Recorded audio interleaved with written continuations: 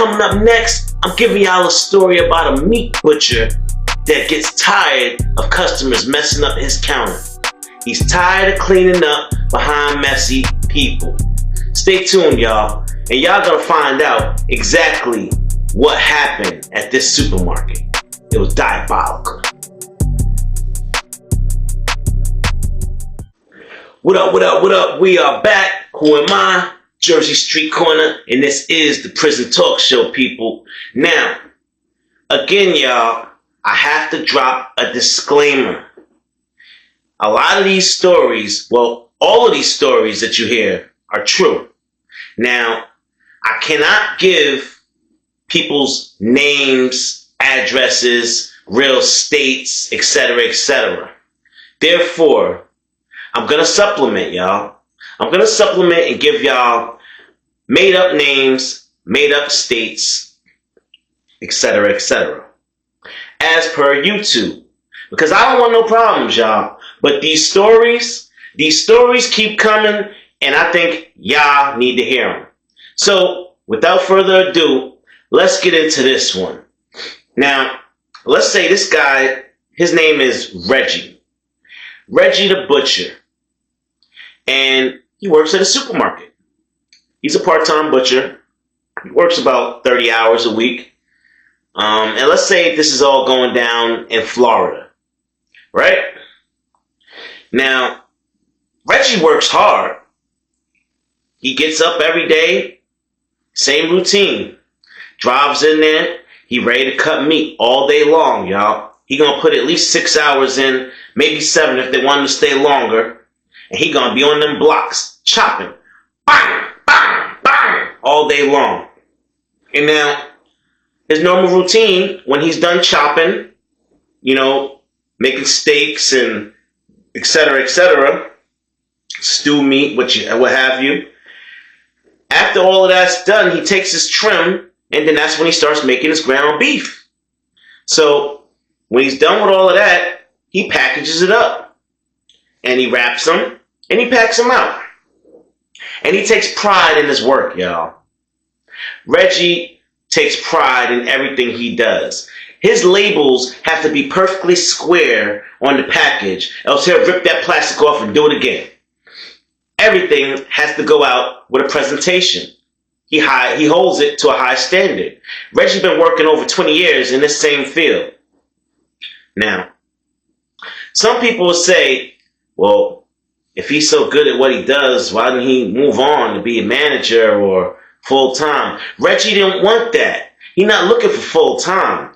Reggie was perfectly comfortable chilling at home with his parents, working, living in the basement, and helping them pay off their mortgage. Because the way Reggie saw it, he was paying off his own mortgage. The house is going to be left to him. He was the only child. So why would he leave his parents when they need him? At least that's the way he saw it. Everybody else saw it as to him just being cheap. But hey, it is what it is, man. If it works, don't break it. Anyway. Now, let me give you a little background on Reggie.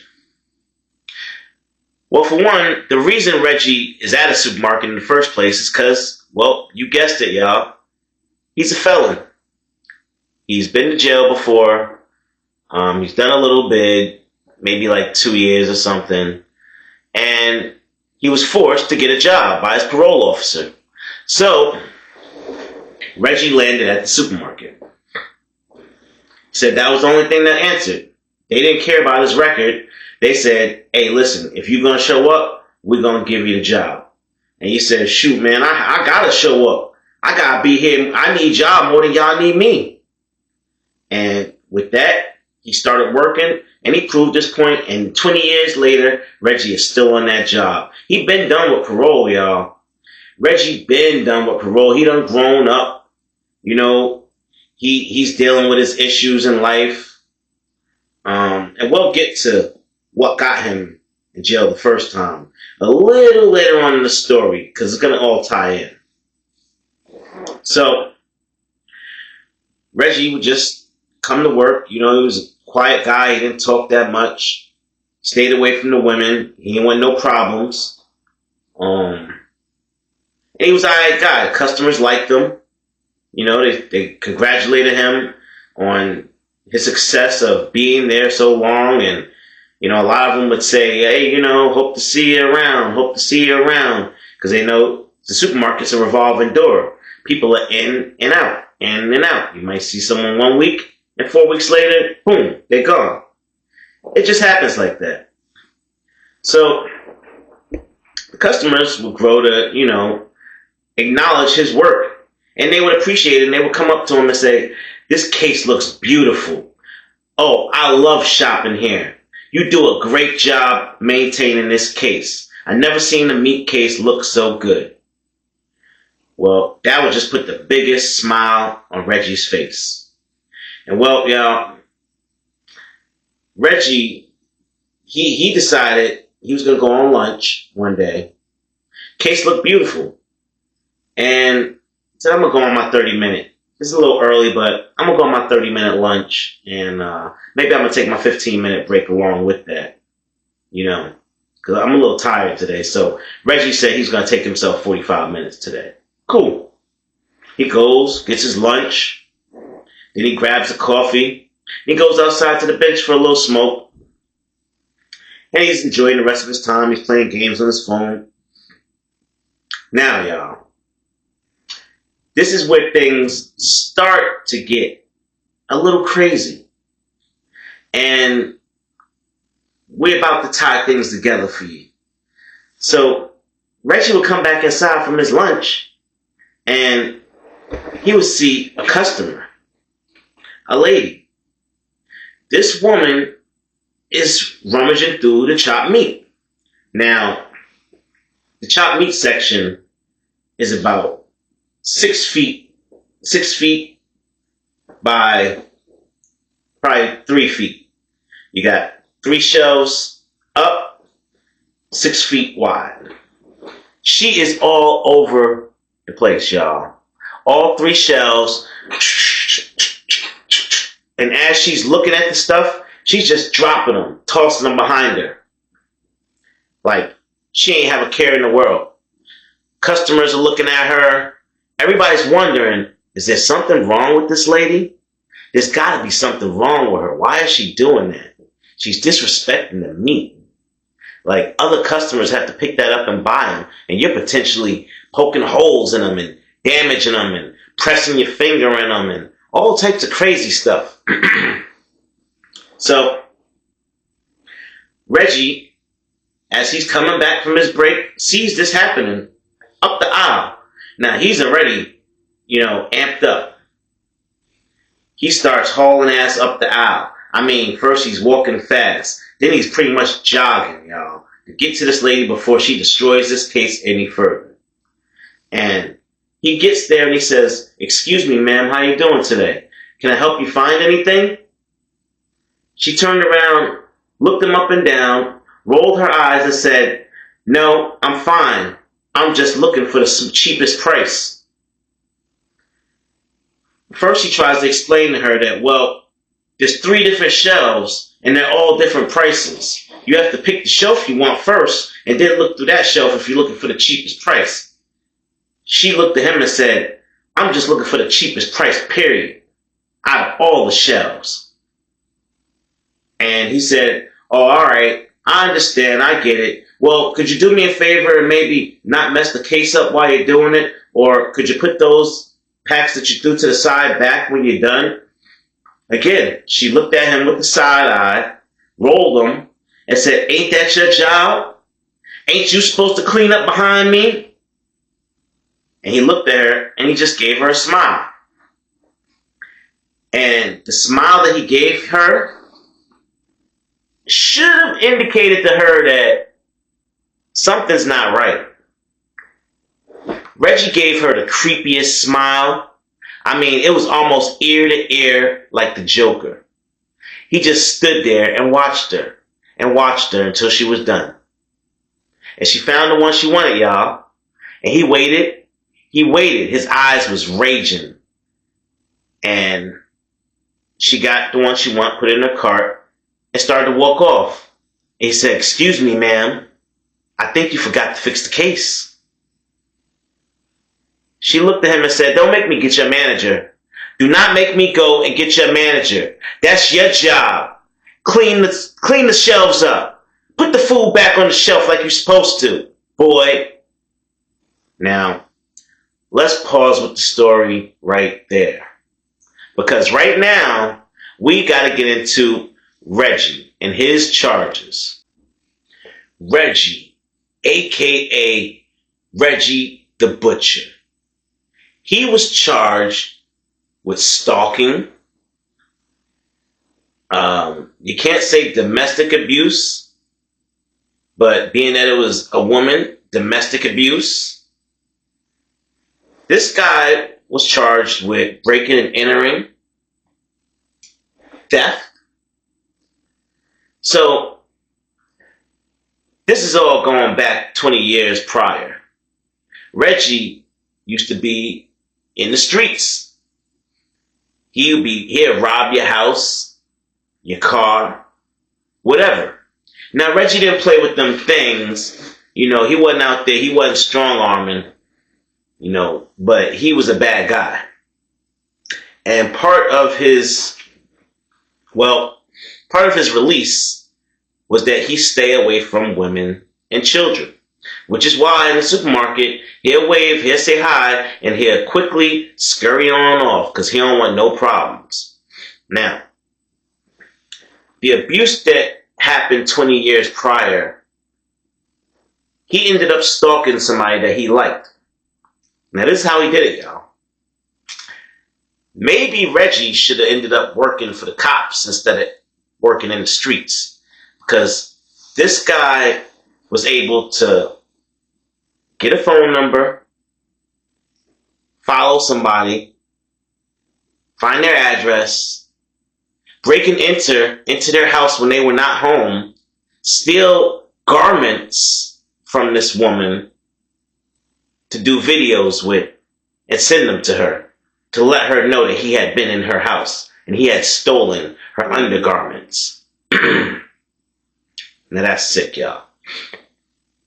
Reggie had to go through numerous sessions of therapy before they were even able to let him back on the street.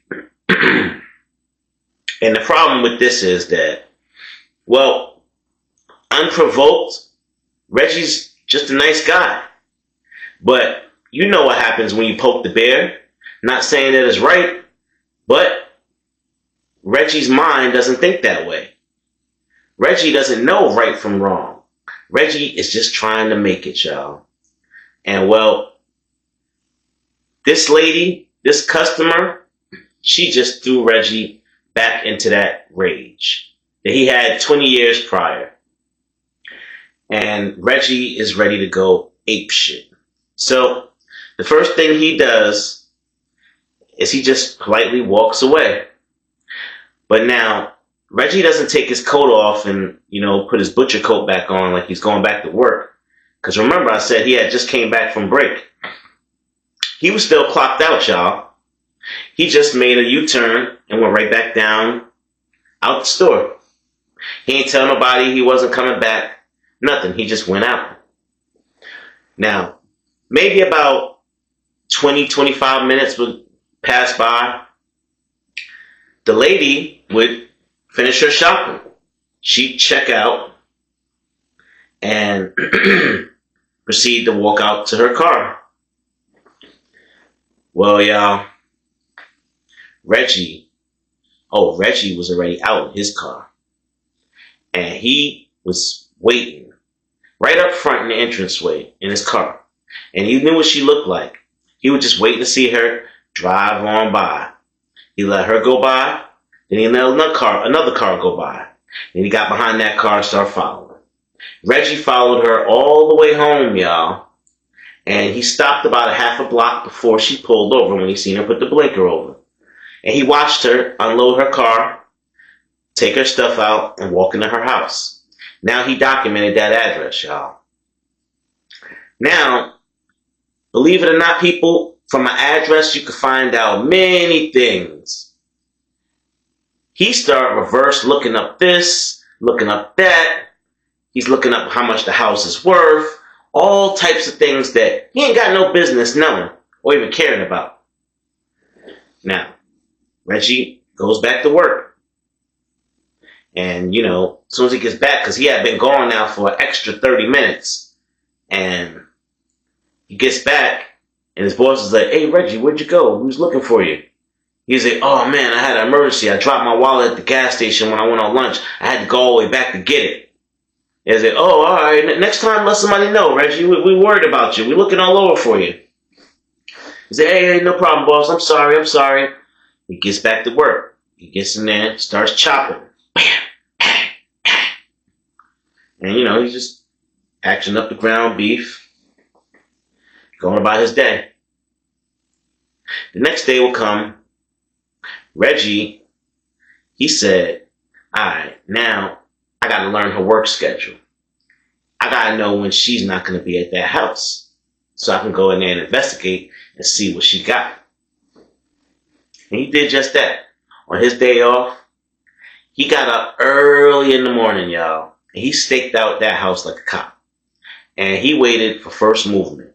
As soon as she got up and got in that car, which was about 8 in the morning, by 8:15, Reggie was already at her side window.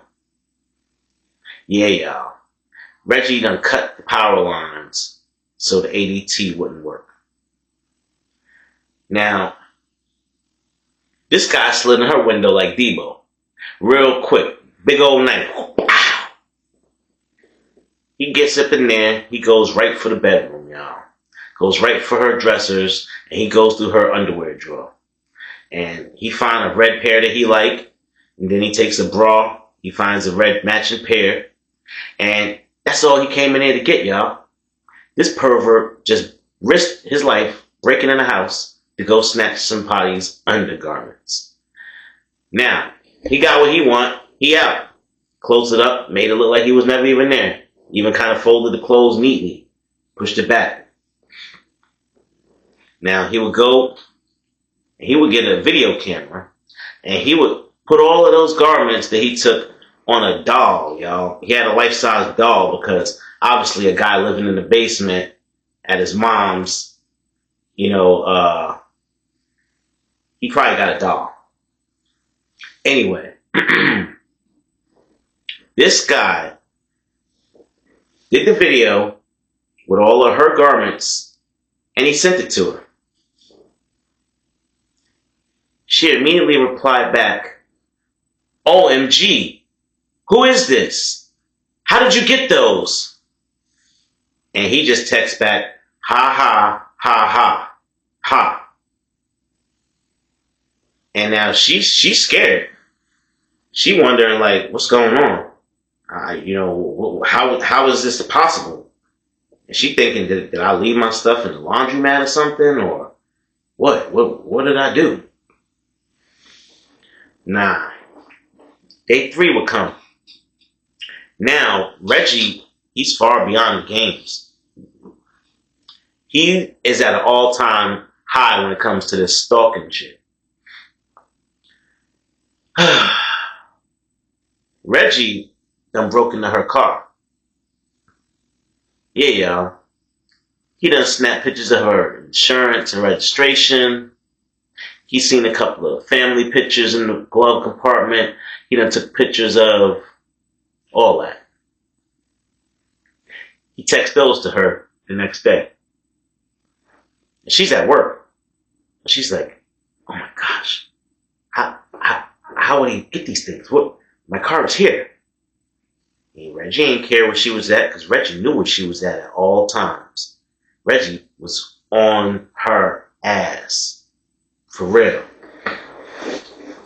He had other plans, and he had diabolical plans that he never showed this kind of violence in the whole 20 years he had been at the supermarket.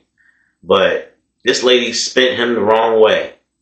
And I guess, I don't want to say she had what was coming to her. She got what was coming to her. But sometimes it's better to get bees with honey. than vinegar. If that makes any sense to y'all. Let's clip the story real quick and talk about that real quick for 2 minutes.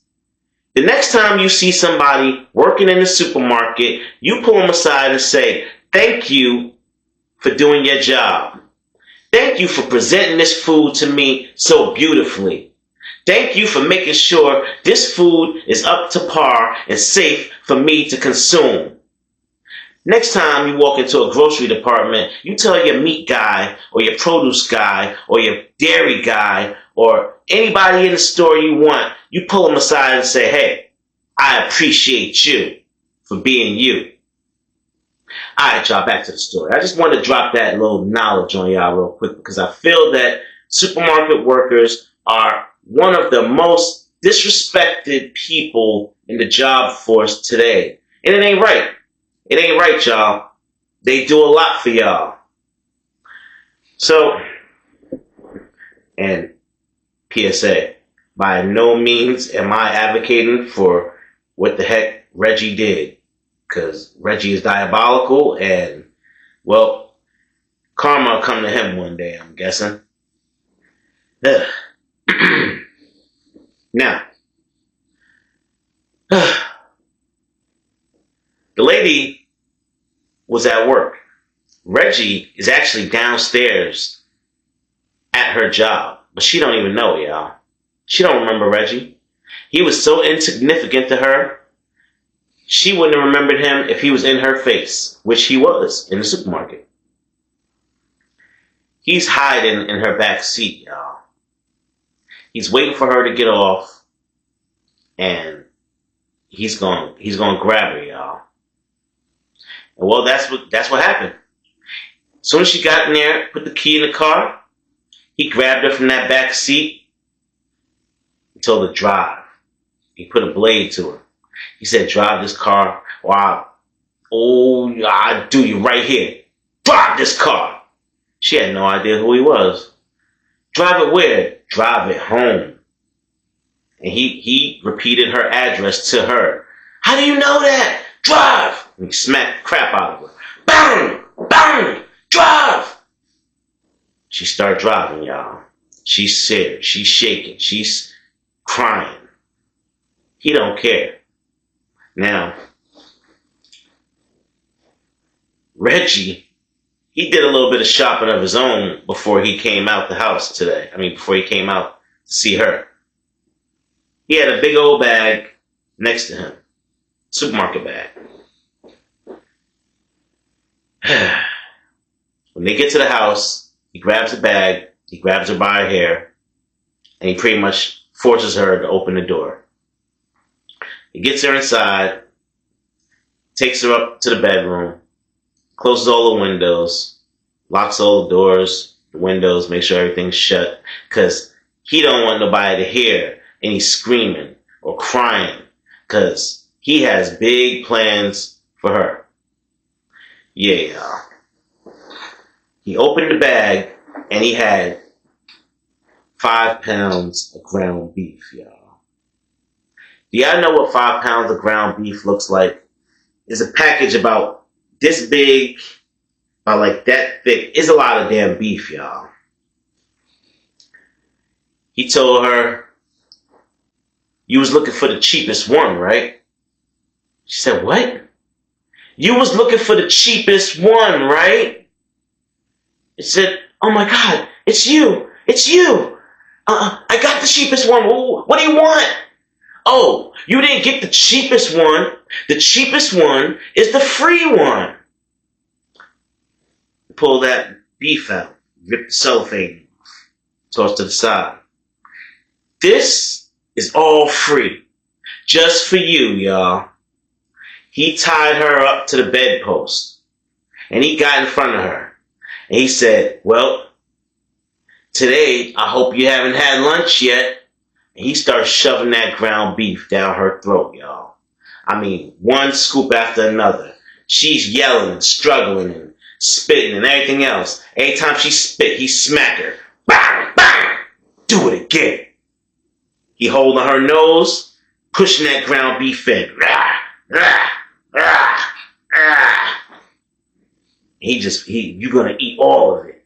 You are gonna eat all of it. You wanted to destroy my case? You wanted to destroy my beautiful work? You got no respect, lady. You got no respect for people and working hard individuals. I'm gonna teach you a lesson. He holding her mouth shut so she could swallow. Swallow it. Swallow it. So when she swallowed, he got all 5 pounds down her throat, y'all. And he made sure he sat there and kept her tied, and he kept putting his hand over her mouth. Anytime she looked like she was going to throw up or gag or try and do anything, yell, he held her mouth. Shut up! Eventually, he ended up tying cloth around her mouth tight. So if she did throw up, she's going to throw up in her face. Yeah, y'all. When I said diabolical, Reggie is the meaning of diabolical. I mean, who would think to do something like that? I guess you must have listened to Method Man too many times. Keep feeding you and feeding you and feeding you. I don't know. But definitely diabolical. And whew, needless to say, he kept abusing her, kept choking her and smacking her. And he would choke her till she almost passed out, then let go, smack her right out of it. Bang! Breathe! And he'd leave her there in her own house and passed out on the floor. He'll walk out of there after being in there torturing her for about maybe 4 hours. He'd get in her car, y'all, and drive back to where she works at, parked it at her job, wiped it off, got in his car and drove off like nothing ever happened, y'all. Now, he didn't plan on this lady surviving this little ordeal, which I don't understand how she did. She definitely got a very bad disease, fungal infection, and she was near death. E. coli, all of that. Yeah, eating ground beef raw is not, I repeat, not a good thing, y'all. So he got charged with that, trying to poison her, trying to kill her, all of that, attempted murder, everything. This guy, Reggie, ended up getting a 25-year sentence, y'all. Because she was able to voice exactly who did this to her. She didn't know his name, but she said the big guy, the butcher at the supermarket. And well, they did a little bit more digging into things that he had been looking up on his phone and, you know, where his phone navigation says he had been in the past few days. And they saw clearly he had been to her house not once, not twice, but 5 times. He had been to her job 10 times. This guy followed her all around town, even when she went shopping. So, yeah, y'all. Reggie ended up in the clank, which I don't know if he should be there or if he should be in a mental institute. I'm leaning more towards a mental institution because it sounds like Reggie really has some issues that he need to iron out. So, shout out to the family. Thank you for letting me tell this story. I appreciate y'all, and I wish Reggie all the best. Sorry about the victim. At least she survived. I don't think she'll be messing up shelves anymore. This guy just took it way too serious. But again, people, you never know what the next person is thinking. You never know what's that time bomb in their head that's going to go off. So try to respect everybody. If you could take anything out of this, just try to respect everybody and do the right thing by people the way you would want it done to you. Alright, y'all, look. It's your boy Jay Corner. I'm going to get on up out of here at this moment. If y'all got any questions, concerns, hit me up in the chat. That's right, get in the comments, y'all. Get in the comments and leave it. Alright, y'all. With that, I'm out. One.